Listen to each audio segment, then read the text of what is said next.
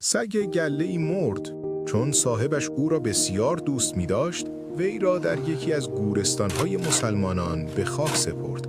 خبر به گوش قاضی شهر رسید.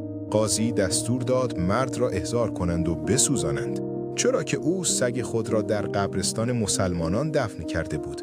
وقتی مرد را دستگیر کردند و نزد قاضی آوردند، گفت: ای قاضی، این سگ وصیتی کرده است که می‌خواهم به عرض شما برسانم تا دینی بر گردن من نماند. قاضی پرسید: وصیت؟ چه وصیتی کرده است؟